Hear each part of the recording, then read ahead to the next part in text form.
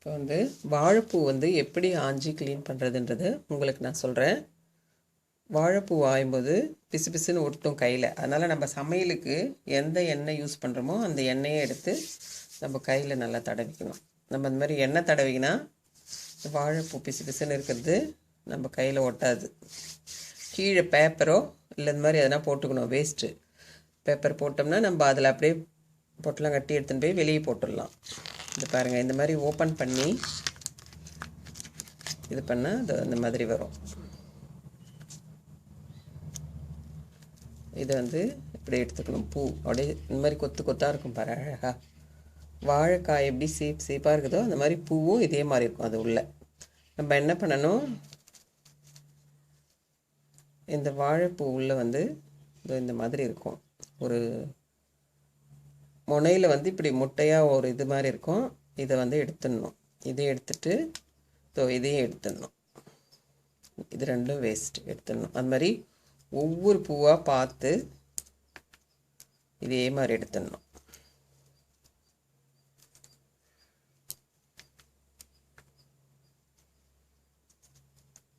இதே மாதிரி எல்லாம் இதே மாதிரி எடுத்து ரெடி பண்ணி வச்சுக்கலாம். நம்ம இப்படி தான் ஆஞ்சி ரெடி பண்ணி வச்சுக்கணும். வாழைப்பூ வந்து உடம்புக்கு ரொம்ப நல்லது. நம்ம யூஸ் பண்ணலாம். வாழைப்பூவில் வடை, வாழைப்பூவில் தோசை, வாழைப்பூவில் அவியல், கூட்டு, பொரியல் எல்லாமே செய்யலாம். இதெல்லாம் எப்படி செய்யறதுன்றது என்னோடய அடுத்த வீடியோவில் உங்களுக்கு நான் சொல்கிறேன். இந்த மாதிரி இருக்கும். இந்த தண்டு மழியவே மழியாது. அதே மாதிரி இந்த மாதிரி ரெடி பண்ணிக்கணும். அதே மாதிரி இந்த மாதிரி ஒவ்வொரு லேயராக இப்படி பிரிச்சிடணும். இப்படி பிரித்தா அதை பாருங்கள், ஒவ்வொன்றும் இதுவாக வரும்.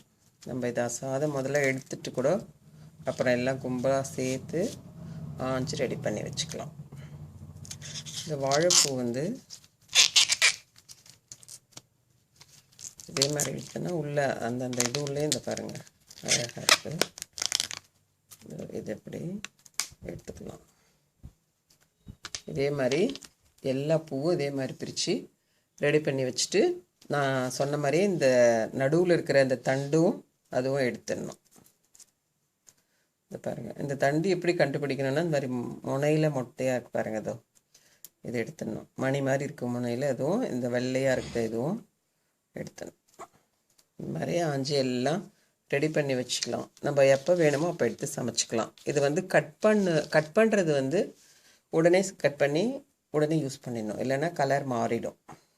நம்ம உடனே கட் பண்ணி கூட தண்ணியில் தான் போடணும். அப்படி இன்னும் கொஞ்ச நேரம் மறுநாள் காலையில் நம்மளுக்கு டைம் இல்லை, நைட்டே கட் பண்ணி வச்சிடலான்னா கூட நைட் என்ன பண்ணணும், பொடியாக கட் பண்ணி மோர் கொஞ்சமாக விட்டு தண்ணி கொஞ்சம் நிறைய ஊற்றி அதில் வச்சுட்டு கூட மறுநாள் காலையில் நம்ம எடுத்து சமைச்சிக்கலாம். இப்போ இது ஃபுல்லாக நான் க்ளீன் பண்ணிவிட்டு சொல்கிறேன். இந்தளவுக்கு ஃபுல்லாக எடுத்துனே வந்துட்டேன் பாருங்கள்.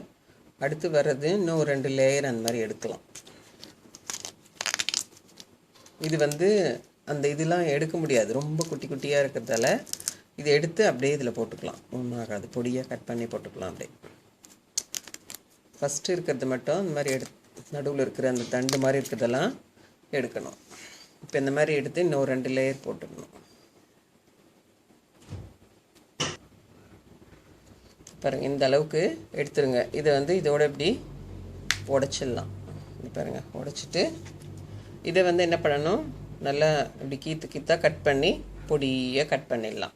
இதையும் அப்படியே கட் பண்ணி இதோட போட்டுக்கலாம். இந்த மாதிரி தான் வாழைப்பூவு ரெடி பண்ணிக்கணும்.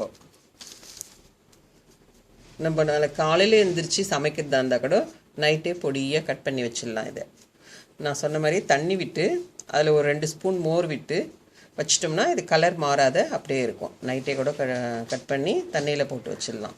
இல்லைன்னா கலர் மாறிடும். அது நீங்களும் இதே மாதிரி வாழைப்பூவை ஆஞ்சி ரெடி பண்ணி வச்சுக்கோங்க.